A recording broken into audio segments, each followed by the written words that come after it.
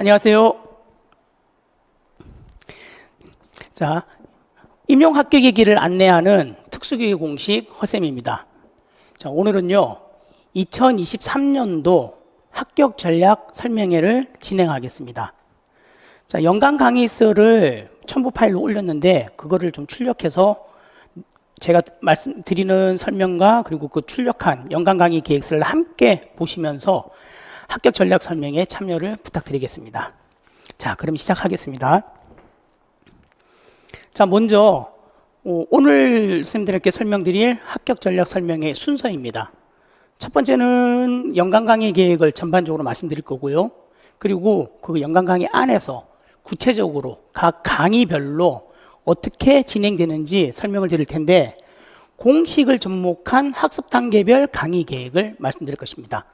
공식은 특수교육 공식입니다. 제가 만든 공식을 말씀드린 겁니다. 그리고 그 공식에 관한 예도 슬라이드에서 설명을 드리겠습니다. 그리고 마지막으로 이제 파이널 특강이라든지 강론서 특강이라든지 그리고 특수교육부에 관련 특강이라든지 그런 관련된 특강들을 어떻게 구성하는지를 설명드리겠습니다. 자, 그러면 이제 내용을 구체적으로 한번 살펴보겠습니다. 첫 번째, 우리가 강의고 합격 전략 설명회를 들어가기 전에 선생님 간단하게나마 우리 이번에 22년도 시험에 대해서 간단하게만 기출 분석이라든지 이런 합격 기출 분석이라든지 해결 전략을 어떻게 해야 되는지 한번 말씀드리겠습니다.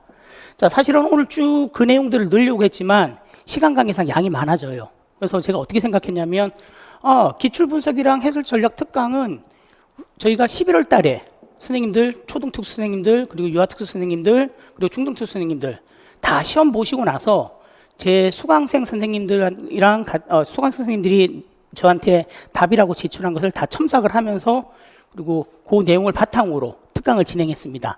그 내용이 어딨냐면 허쌤의 특수교육 카페, 제가 카페지기로 있는 카페죠. 거기에 2022년 기출 예시 답안이라고 유아특수, 초등특수, 중등특수를 카페에다가 다 올려놨습니다. 물론 링크 시켜놨습니다.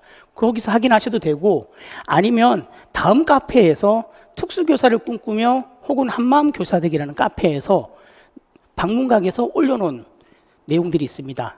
기출 분석과 기출 분석을 어떻게 기출 분석과 그리고 답안 작성 해결 전략이 어떻게 되는지 특강으로 제가 올려놨습니다. 그러니까 그걸 한번 참고해 주시고요.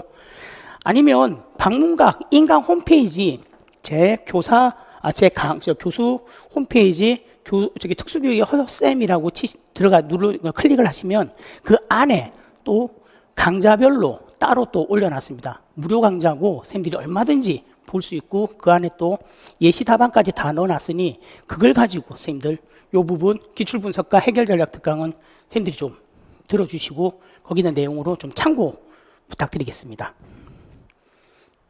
자, 이제 요거 하나 더 말씀드리고 이제 구체적으로 넘어가겠습니다. 초등특수와 중등특수. 초등특수 같은 경우는 제가 예상 문제라고 뽑은 게 있었고요. 그리고 중등특수는 모의고사가 있었습니다. 9월부터 9, 10, 11월 진행된 총 7회의 모의고사가 있는데 거기서 초등특수 같은 경우는 예상 문제에서 완벽하게 5점, 교직 논술 부분에서 5점을 적중했습니다. 완벽하게 적중했습니다. 차별화 교수 3점, 그리고 선생님들 중다수준과 중복수준 교육과정 관련해서 2점 해서 총 5점을 완벽하게 적중했습니다. 그리고 중등 같은 경우는 모의고사 문제에서 전공이 총 80점이지 않습니까? 그죠? A형 40점, B형 40점, 총 80점에서 모의고사 문제에서 31점을 완벽하게 적중했습니다. 9월에서 11월까지 7번 모의고사를 봤는데 이번에 중등 22년 임용 문제와 답이 동일한 문제를 완벽하게 적중하고요. 그리고 답안을 해설하면서 해설 자료에서 언급했던 내용들까지 유사 적중까지 합치면 총 31점을 적중했습니다. 자, 요게 관련된 내용은 제가 따로 추려서 우리 합격 전략 설명회 영상 밑에다가 파일로 올려놓겠습니다. 초등특수 교직 논술 5점 완벽하게 적중한 거랑 그리고 중등특수 모의고사에서 어떤 부분이 31점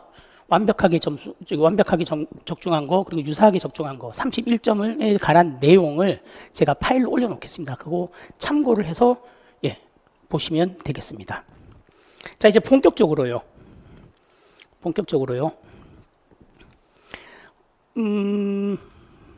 죄송합니다. 자, 이제 본격적으로 허쌤의 특수 연강 강의 계획, 그러니까 저의 1년 동안의 강의를 어떻게 진행하실 겁니까에 대한 설명을 드리겠습니다. 자, 먼저 우리가 아까 말씀드렸듯이 첨부한 연강 강의 계획서 한번 좀 같이 봐주십시오. 제 강의 계획서를 보면 어떻게 강의 계획서를 구성했냐면 가장 큰 틀은요, 학습의 단계를 근거로 해서 연강 강의를 구성했습니다. 우리 선생님들 공부하실 때 학습의 단계 배우셨죠? 습득, 숙달, 유지와 일반화. 요 세 단계, 원래는 네 단계인데 유지와 일반을 같이 묶었습니다. 그래서 이 크게 세 덩어리를 어떻게 잘 제 강의 속에서 녹여낼 것인가라는 고민을 하고, 그리고 그러한 각 학습 단계에서 저만의 특수교육 공식을 접목해서 강의를 1년치를 구성했습니다. 자, 먼저요. 학습의 습득 단계는 기본 이론 강좌에 적용하였습니다. 습득이면 배우는 단계잖아요. 초기에 처음 배우는 단계니 당연히 기본 이론 강의에 적용을 하고, 그리고 그렇게 적용하면서 기본 이론 강좌는 장애 영역별로 우리가 순서대로 나가지 않습니까? 그래서 장애 영역별 특성에 따라서 전반적인 이해를 바탕으로 주요 개념들을 학습할 수 있도록 강의를 구성하였습니다. 물론 교재도 그렇게 구성했고요. 자, 그리고 제가 또 좀 더 주안점을 둔 것은 이해를 기반으로 한 암기, 그리고 이해를 기반으로 한 주요 내용, 그리고 이해를 기반으로 한 암기와 주요 내용이 바탕이 되면 그걸 가지고 그 개념을 시각적으로 구조화할 수 있도록 초점을 두고 강의를 준비했습니다. 굉장히 중요한 부분입니다, 선생님. 습득에서는 그냥 무작정 암기가 아니라 이해를 기반으로 암기를 해야 되고요. 그렇게 이해가 기반이 된 암기를 통해서 주요 내용이랑 주요 개념들을 구조화시키는 겁니다. 시각적으로. 그 단계까지 구성해서 강의를 계획했습니다. 그럼 두 번째, 학습의 숙달 단계는요. 학습의 숙달 단계는 자, 기본 이론 강의에서 이해가 되었던 장애 영역별의 내용이랑 그리고 그러한 개념들을 영역별 기출 문제로 적용해 가서 답안을 유창하게 인출할 수 있게끔 연습을 할 겁니다. 자, 영역별 기출 분석이랑 심화이론과 영역별 기출 분석을 같이 묶었는데, 이때는 이미 앞에 배운 걸 가지고 선생님들이 익혔던 것을 인출시키는 방식으로 진행을 할 겁니다. 근데 그 인출시키는 방식을 진행을 하면서 선생님들에게 개별 첨삭도 같이 운영할 계획입니다. 자, 그리고 그렇게 숙달 단계, 심화이론과 영역별 기출 분석, 요 단계에서는 문제 해설을 통해서 심화된 내용 이론을 다룰 겁니다. 자, 이거죠. 심화된 내용을 설명하고 영역별 문제를 푸는 것보다는요, 영역별 문제에 해당되는 내용을 다루면서 설명해서 심화된 것들을 설명하는 방법으로 해설서에서 심화된 내용들을 설명하는 방법으로 심화 이론을 다루고, 또 동시에 개별 첨삭을 하면 선생님들에게 어떤 효과가 생기냐면요, 모범 답안을 만들어낼 수 있고, 설사 교과서와 똑같게, 전공서적과 똑같게 모범 답안을 인출하지 못하더라도 유사한 답안까지 선생님들이 인출할 수 있도록 선생님들께 제가 도움을 드릴 겁니다. 그러면 자요, 학습의 숙달 단계는 우리가 알고 있는 장애 영역별로 마치 복습처럼 다루면서 거기에 나오는 개념들을 심화된 내용으로 다시 한번 확인하고 익히고, 그 내용들을 바탕으로 교과서적인 답을 뽑아낼 수 있기도 하고 교과서적인 답이 뽑아내기 어려우면 유사한 답안까지 뽑아낼 수 있도록 선생님들이 써주신 답안을 가지고 개별 첨삭이 들어간다는 겁니다. 개별 첨삭할 때 저는 그랬습니다. 물론 올해죠. 올해 모의고사 개별 첨삭하면서 선생님 이거는 교과서적인 답이 아니니까 틀려요. 선생님 이건 교과서적인 답이니까 맞아요. 토시 하나도 안 틀리고 외우세요. 그렇게 말씀을 안 드렸습니다. 뭐라고 말씀드렸었냐면요. 사람이라서 모든 걸 다 외워서 쓰면 좋아요. 하지만 외우지 못했다면 중요 단어를 가지고 모범 답안을 만들 수 있게, 교과서적인 답안을 만들 수 있게 첫 번째 뽑아내고, 만약에 그게 생각이 안 난다면 주어진 지문을 활용해서 답안을 유추하고, 만약에 그래도 생각 안 난다면 내가 알고 있는 것들을 동원해서 최대한 출제자의 의도에 맞게끔 개념에 가까운 답안을 작성할 수 있도록 노력하십시오. 그렇게 생각을 열어주십시오. 라고 말씀드렸습니다. 그렇게 연습을 시키면 나중에 뒤에 가서 모의고사를 풀 때 생각이 많이 확장이 됩니다. 그래서 숙달 단계부터는, 물론 습득 단계부터 생각을 확장시키겠지만요, 숙달 단계부터 그 연습이 들어가고, 그리고 유지와 일반에서는 그 연습, 생각이 확장되는 연습들을 마무리 지을 겁니다. 자, 그러면 학습의 유지 및 일반화 단계에서는 어떻게 할 것입니까? 모의고사를 통과하는 거죠. 이때는 9월, 10월, 11월이기 때문에 합격 모의고사를 통해서 이미 이해를 바탕으로 한 암기가 있고요. 그리고 숙달 과정에서 내 사고를 확장시켰습니다. 그래서 종합적인 사고력이 생겼습니다. 그리고 그 종합적인 사고력을 바탕으로 응용력이 향상될 수 있도록 모의고사 강의를 진행할 겁니다. 그리고 모의고사는요, 문제 경향이랑 출제자의 의도를 어떻게 파악해야 되는지 인출 단서를 찾는 연습을 할 거고, 그리고 아까 말씀드린 대로 교과서적인 답안, 그리고 지문을 통해서 구성하는 답안, 그리고 유사 답안을 작성하는 방법을 개별 첨삭을 통해서 설명을 드릴 겁니다. 제가 잠깐 빼먹었는데 숙달 단계에서는 두 가지 형태로 갈 겁니다. 하나는 영역별 기출분석, 하나는 연도별 기출분석. 이 두 가지에 대해서는 뒤에 설명해서 좀 더 자세하게 말씀드리겠습니다. 자, 그럼 이제 마지막으로 파일 특강이 있죠. 파일 특강에서 뭐 할 겁니까? 모의고사에서 모든 걸 다 다루면 좋은데 모든 걸 다 다루기에는 문제수가 한정돼 있고 그걸 다 다루기에는 너무 시간이 빡빡합니다. 그래서 모의고사를 위해서 다루지 못한 내용이랑 출제될 확률이 아주 높은 가장 기본적인 것부터 그리고 세부적인 것까지 그 내용들을 담아서 마지막에 초등특수 선생님은 초등특수에 맞는 파일을 특강, 중등선생님들은 중등특수에 맞는 파일을 특강을 진행할 계획입니다. 자, 그러면 이제 좀 자세하게 살펴보겠습니다. 우리가 이제 연간계획 쭉 해서 습득, 숙달, 유지, 일반화로 설명을 드렸고, 이제는 이제 강좌명으로 쪼개서 1, 2, 3, 4, 5, 6, 7, 8, 9, 10, 11월 그렇게 쪼개서 자세하게 좀 들여다보겠습니다.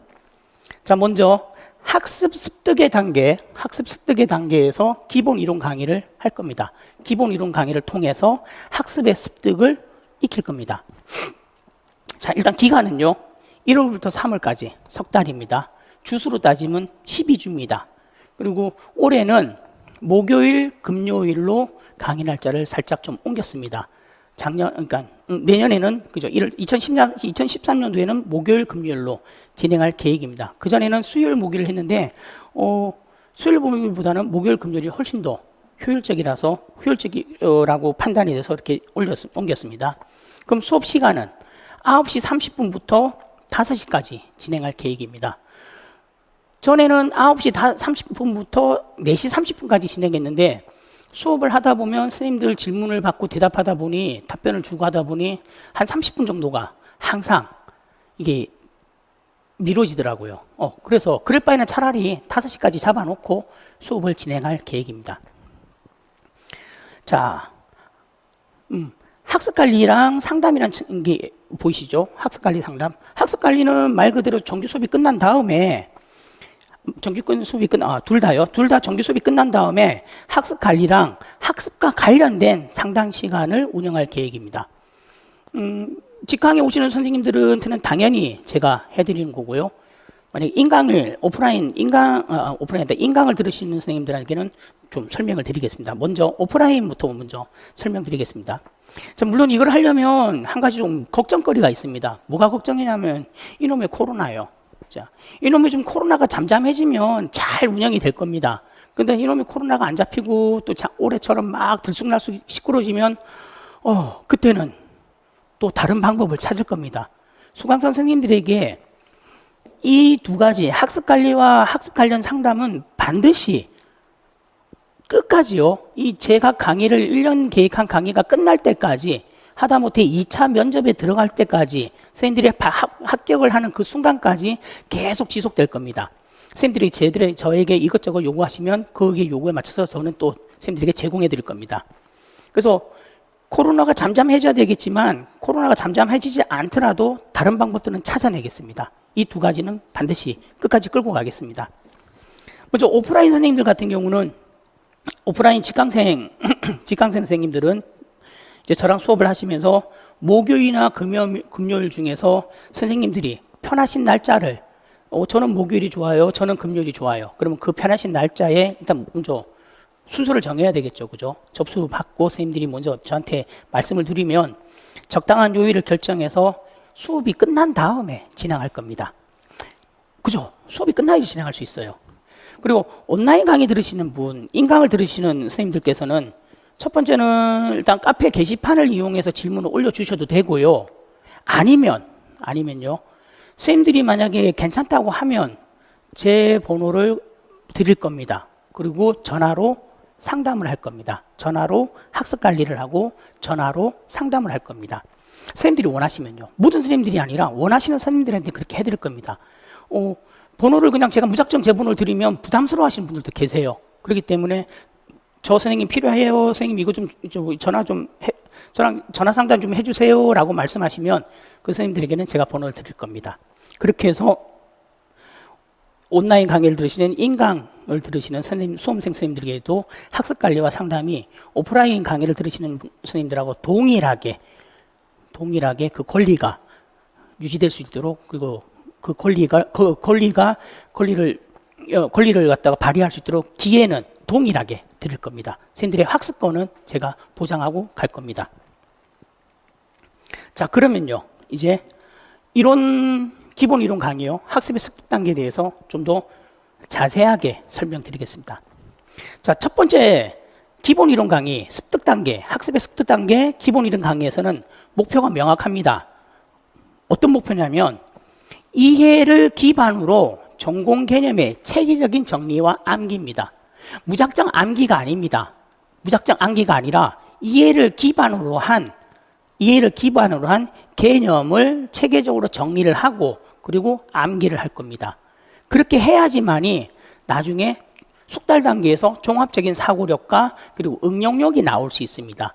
무작정 외우면 단편적인 답들은 대답할 수 있을지언정 고차원적으로 물어보고 학교 현장에서 적용하는 문제들은 해결하기 어렵습니다. 그래서 꼭 이렇게 갈 겁니다. 그리고 이거는 스님들에게 제가 요구를 하고 강요를 할 겁니다. 무작정 외우지 마세요.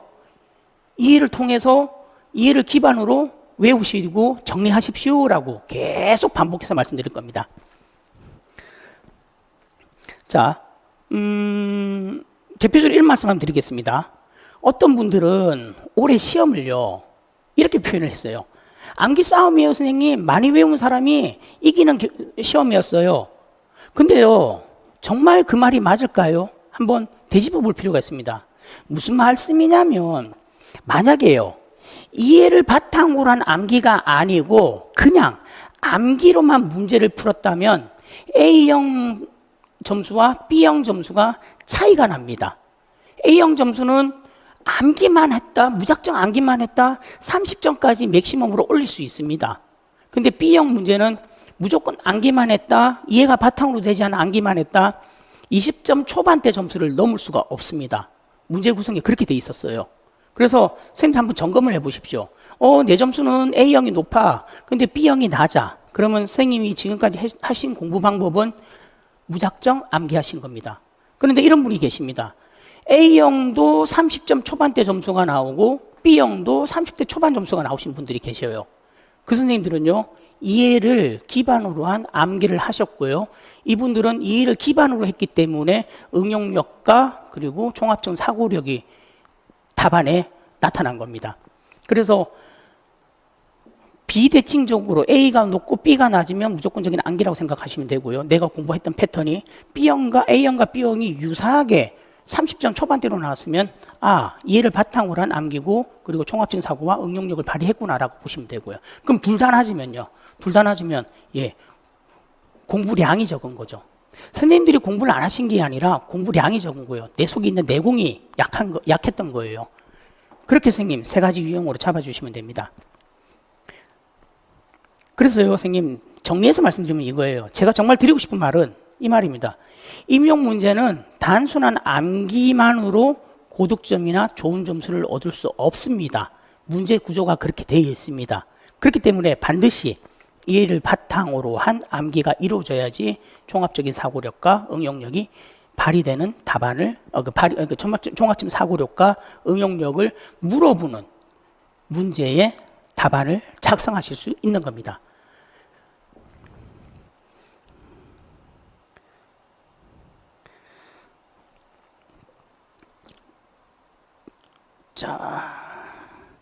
자, 그리고요,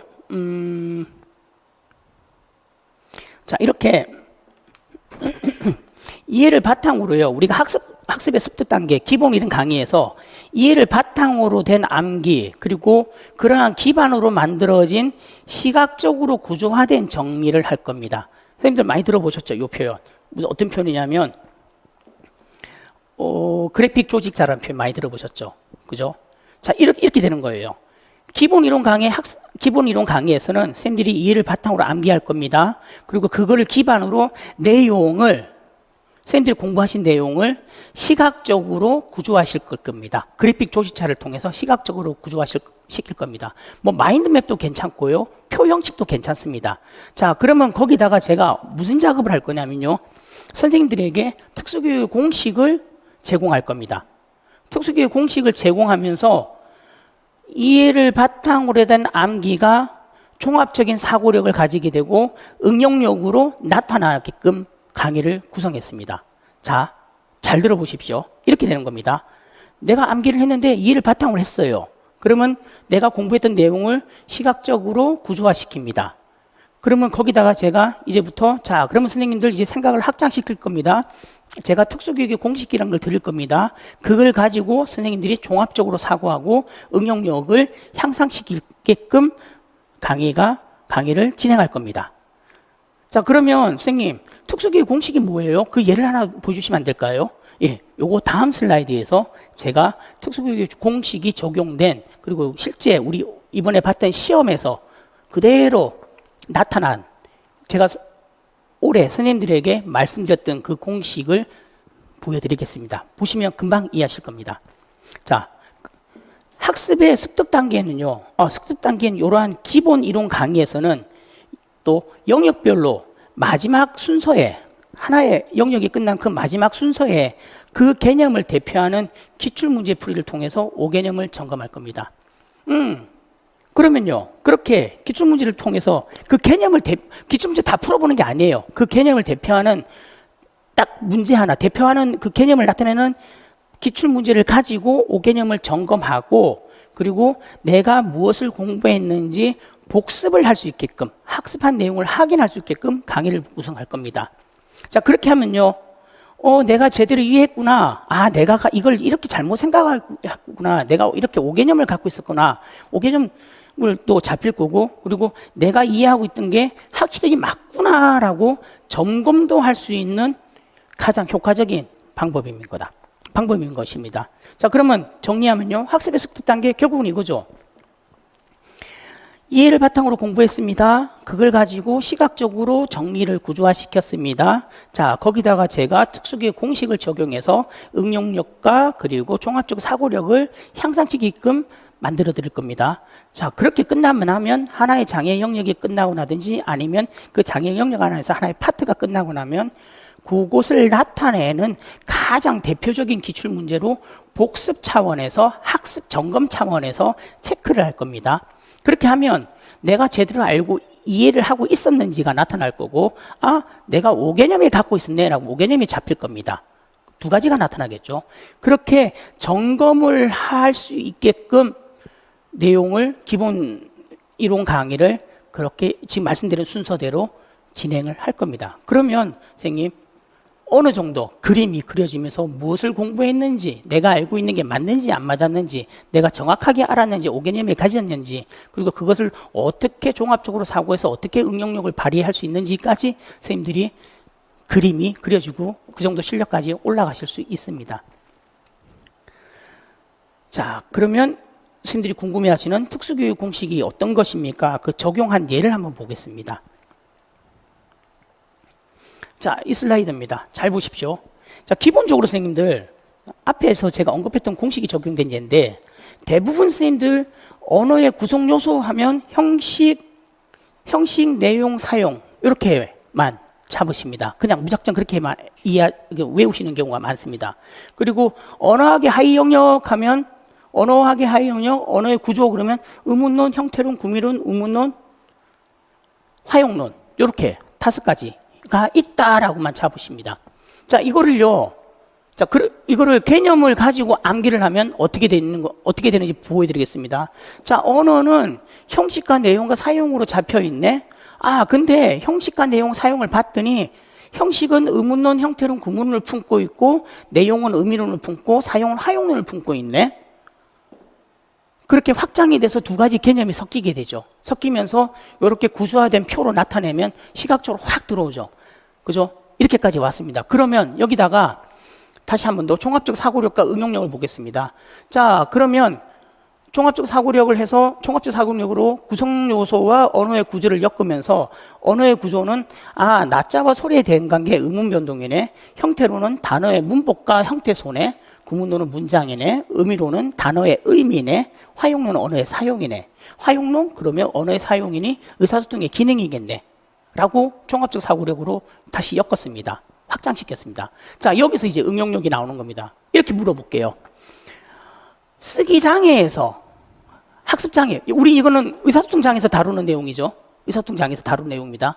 근데 의사소통 내용을 의사소통의 내용이 있는 내용을 응용력을 발휘해서 학습 장애랑 매칭시키는 겁니다. 어떻게 해요? 아, 쓰기 장애에서 의문 처리 오류와 표기 처리 오류가 있어. 의문 처리 오류와 표기 처리가 있어. 얘는 그럼 뭐야? 들여다봤더니 의문 처리, 나자와 소리의 대응 관계라는 의문 지식, 그리고 의문 변동이라는 의문 지식, 이 두 가지의 의문 지식으로 인해서 의문 처리 오류와 표기 처리 오류가 나타나네. 그러면 의문 처리 오류와 표기 처리 오류는 결국은 의문론에 해당되네. 의문론 중에서 나자와 소리의 대응 관계는 의문 처리 오류네. 의문 변동에 관련된 거는 표기 처리 오류네. 이해 가셨나요?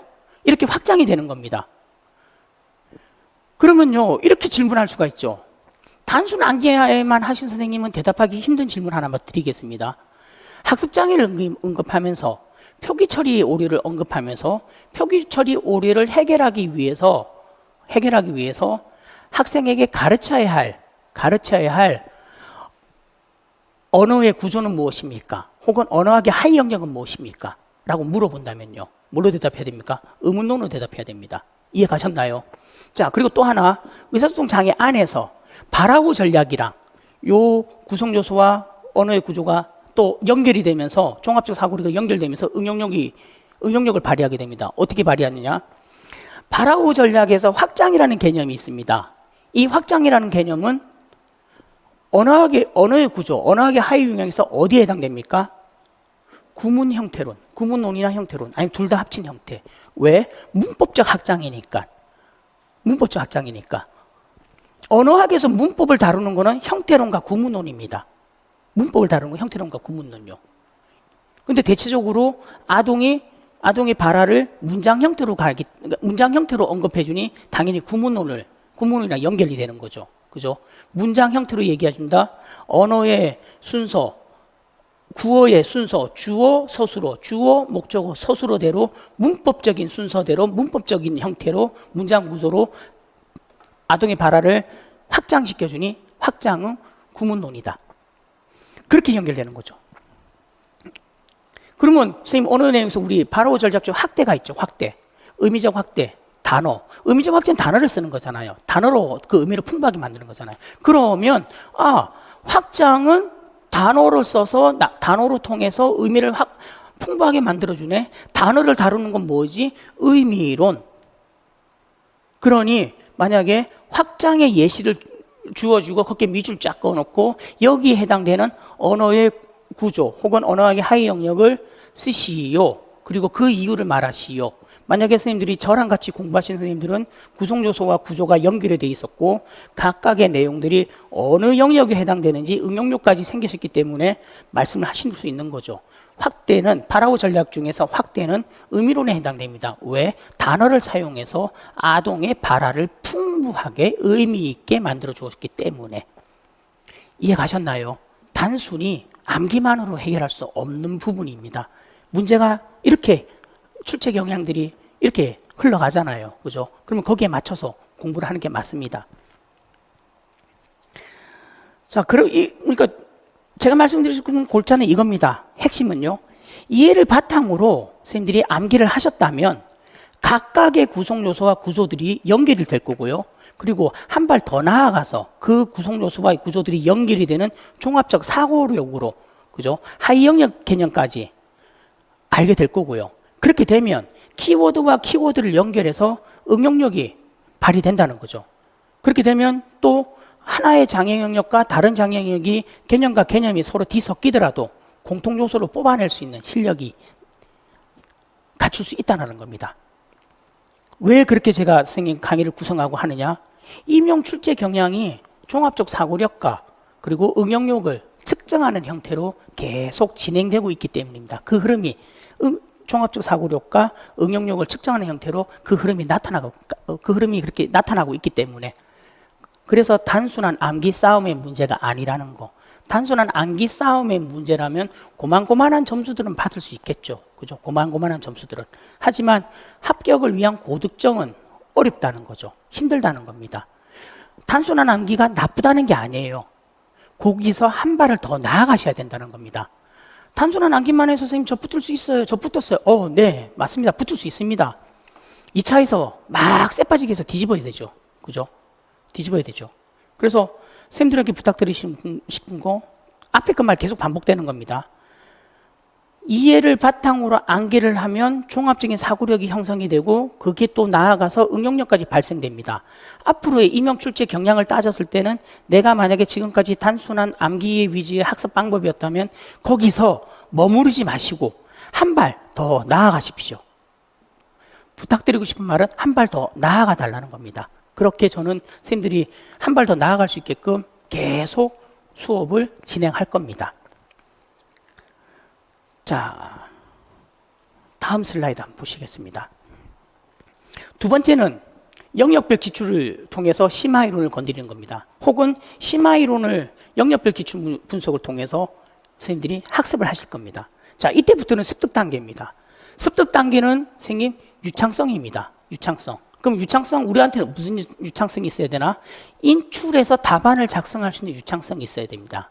근데 여기서부터 연습을 할 겁니다. 제가 원래는 영역별 기출문제는 다루지 않았습니다. 바로 연도별 기출문제로 들어갔습니다. 무게중심을 종합적 사고력과 응용력에다 두었기 때문에 연도별 기출문제로 바로 들어갔습니다. 이론을 마친 다음에. 그랬더니 선생님들이 초기에 굉장히 힘들어하시는 모습들을 보이더라고요. 그래서 이번에는 중간 단계를 하나 만들었어요. 영역별로 선생님들이 복습하는 차원에서 본인들이 알고 계신 내용들을 좀 더 이해한 다음, 그 다음에 그 다리를 넘어서 다리를 넘어서 종합적 사고력으로 향상될 수 있게끔 그렇게 구성을 하였습니다. 자, 일단 요거를 한번 보시면 먼저 기간은요 4월, 5월 2달 동안 8주 할 겁니다. 8주 동안에 목요일, 금요일 당연히 똑같고요. 시간은 9시 반에서 7시. 그리고 이때부터 또 답안 개별 첨삭이 들어갈 겁니다. 그리고 이때도 당연히 학습과 상담이 들어갈 겁니다. 답안 개별 첨삭의 목적은 딱 세 가지입니다. 교과서적인 답을 만들어낼 수 있게, 그리고 그게 어렵다면 지문에서 답안을 작성할 수 있게끔, 그리고 그것도 잘 안 된다면 내가 알고 있는 것들을 다 쏟아부어서 유사 답안을 만들어낼 수 있게끔, 그게 개별 첨삭의 목적입니다. 자, 보시겠습니다. 구체적으로 한번 보겠습니다. 자, 심화이론을 통해서 혹은 영역별 기출문제를 분석을 통해서 심화이론도 배우고 그리고 익히고 영역별 기출 분석을 통해서 학습의 숙달 단계로 넘어가는 겁니다. 자, 이때의 목적은 영역별 기출문제를 통한 심화 내용의 정리와 답안 첨삭입니다. 자, 선생님들, 영역별 기출 분석을 통한 학습 숙달 단계는요, 기출문제를 장애 영역별로 묶고 다시 그 장애 영역 안에서 주요 개념대로 묶어서 대표적으로 출제된 문제를 중심으로 분석할 겁니다. 분석을 하면 심화 내용이 나올 거고 그 심화 내용을 학습하는 그런 과정으로 이루어질 겁니다. 자, 물론 이때는 2달 동안만 12주 동안 운영되기 때문에 모든 기출문제는 다 다루지 않습니다. 모든 기출문제를 다 다루는 거는 12주 동안 하는 연도별 기출 분석에서 이루어질 겁니다. 대표적인 것을 다뤄서 심화 내용을 정리하고 그걸 가지고 이해를 바탕으로 한 개념들이 실제 문제에서 어떻게 적용되는지 확인을 할 겁니다. 그리고 아까 개별 첨삭 등 같은 형태는 말씀드린 대로 아이고 죄송합니다. 다시 가겠습니다. 개별 첨삭 같은 형태는 정확한 모범 답안이 어떻게 만들어지는지 왜 이러냐? 예, 죄송합니다. 다시 하겠습니다. 자, 그러니까 답안 첨삭을 통해서 모범 답안 작성을 한 개별 첨삭을 통해서 모범 답안이 어떻게 만들어지는지 확인을 할 거고요. 그 개별 첨삭을 통해서 아까 말씀드린 대로 좀 전에 말씀드린 교과서적인 답안, 그리고 지문에서 답안을 땡겨오는 방법, 그리고 잠깐 왜 이럽니까 자꾸 기계가 이상합니다. 땡겨오는 방법, 그리고 선생님들 개개인이 답을 정답으로 처리할 수 있는 유사 답안 작성 방법까지 익힐 수 있도록 강의를 진행할 계획입니다. 자, 영역별 기출 분석은 선생님 중요합니다. 하지만 영역별 기출 분석만 가지고는 종합적인 사고와 응용력은 어렵습니다. 왜 그러냐면 영역별 기출 분석만이 가지고 있는 한계점이 있습니다. 왜? 이미 처음부터 어디 거를 이야기할 겁니다 라고 드러내놨잖아요. 드러낸 상태면 이미 우리 머리 구조는 여기서에 대해서 문제를 푸니 이렇게 풀면 돼 라고 이미 우리에서 답안을 뽑아내는 머리 구조는 이미 그런 인출 단서를 뽑고 있습니다. 하지만 실제 문제는 그렇지 않죠. 종합적인 사고력이 나오게끔 만드는 거죠. 자, 보시겠습니다. 그러면 요거 하나 보시겠습니다. 개별 첨삭을 통해서 모범 답안을 어떻게 만들어내는지 하나 예를 보겠습니다. 이번 시험입니다. 초등특수 B의 2번입니다. 2022년도. 자, 거기서 이런 문제가 있었죠. 긴장성 못 반사에서 문제가 나오면서 자, 그럼 이 아동을 어떻게 뉘을 겁니까? 라고 했을 때 머리가 신전되지 않도록 교사는 학생의 머리를 받쳐준다. 수강생 선생님이 작성해 주신 답이었습니다. 근데 여기서 핵심은 머리의 위치를 중립에 둔다가 핵심입니다. 그러니까 머리의 위치를 중립에 둔다라고 제가 다시 첨삭을 이렇게 한 겁니다. 신전이 되거나 굴곡이 되지 않도록 머리의 위치를 중립에 둔다. 이렇게 첨삭을 함으로써 교과서적인 답이 나올 수 있고 아니면 선생님이 썼던 게 유사 답안이 될 수 있는지 없는지를 확인할 수가 있죠. 그럼 두 번째, 중동 보겠습니다. 중동 B의 8번입니다. 촉탁후 긋기. 그죠? 촉탁 긋기. 자, 근데 이거를 제 수강생 선생님은 뭐라고 쓰셨냐면 점자 블럭의 반대쪽을 터치한 후 다시 점자 블럭을 친다 이렇게 됐습니다. 근데 여기서 말하는 촉탁 긋기의 핵심은 점자 블럭의 경계선을 기준선 삼았습니다. 기준선이라는 단어가 들어가야 됩니다. 그래서 어쩌고저쩌고 하면서 기준선인 점자 블럭을 경계선에 닿게 한다 이렇게 마무리하는 걸로. 기준선이라는 용어가 들어가 있는 답안들은 예시 답안입니다. 괜찮습니다.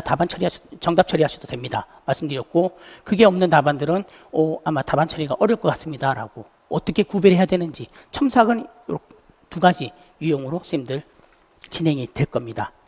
이걸 통해서 교과서적인 답안, 그리고 기출에서 지문에서 나올 수 있는 답안, 그리고 내가 작성할 수 있는 내가 온 역량을 다 발휘해서 작성한 답안, 그렇게 선생님들 세 가지 유형의 답안이 만들어질 계획, 그렇게 만들 수 있게끔 강의를 진행할 계획입니다.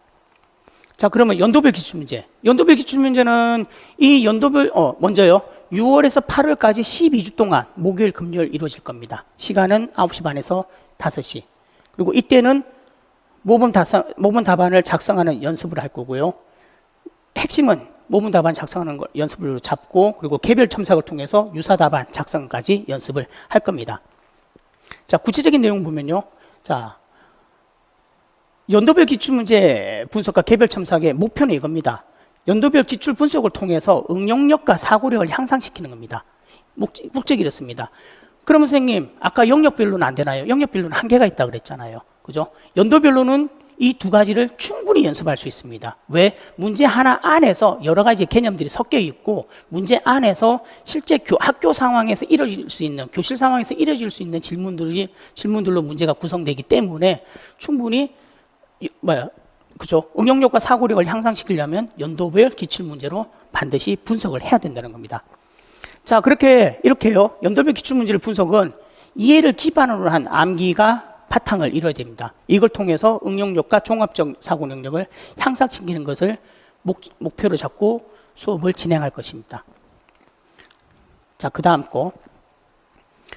자, 그리고 주요 개념이 응용된 기출 지문으로 답안을 작성하시는 방법 연습할 겁니다. 그리고 강론서에 근거한 키워드로 선생님들에게 개별 첨삭을 해드릴 겁니다. 연도별 기출문제는 선생님 핵심은 응용력과 사고력입니다. 여기까지 가셔야 됩니다. 그래야지 고득점을 받을 수 있고, 그리고 2차에서 합격 점수랑 간격을 크게 벌릴 수가 있는 겁니다. 그럼 이제 세 번째, 파일을 특강입니다.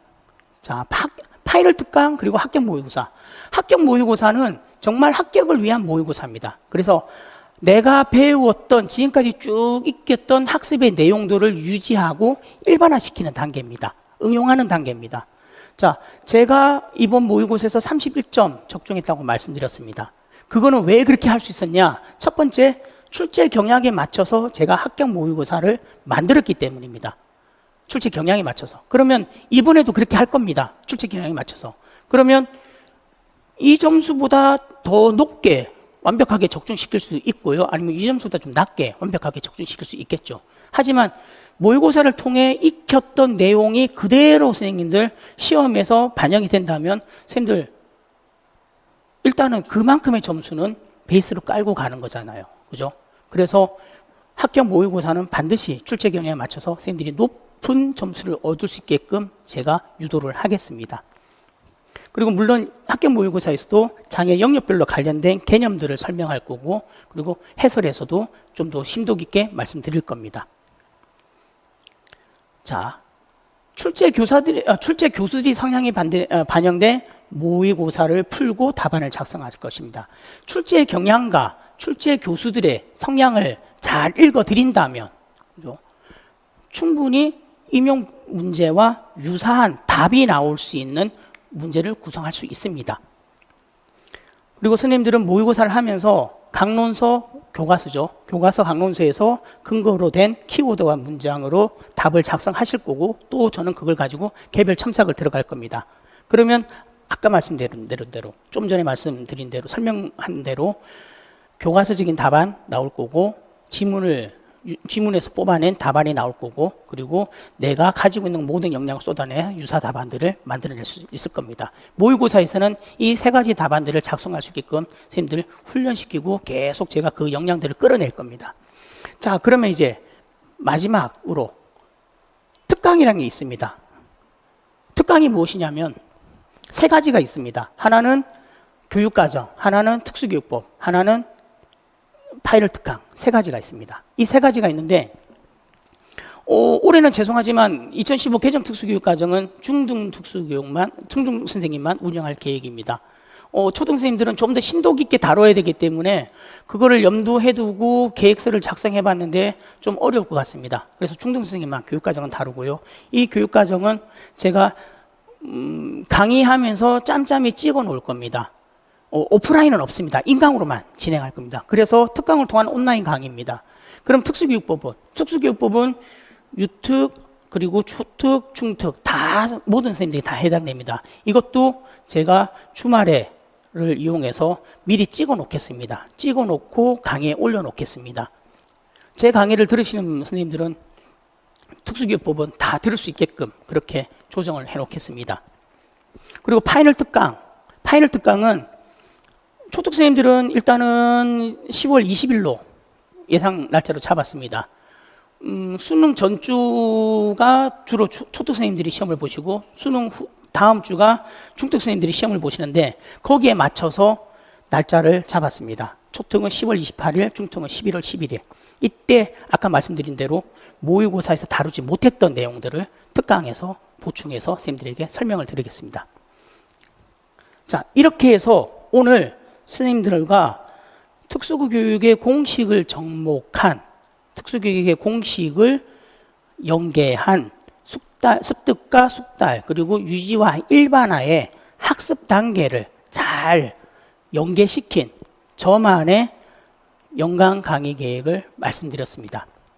자, 오늘 말씀드린 내용과 그리고 첨부된 강의 계획과 그리고 제가 31점이라는 점수를 맞춘 내용이 어떤 내용들인지를 자료에다가 올려놓겠습니다.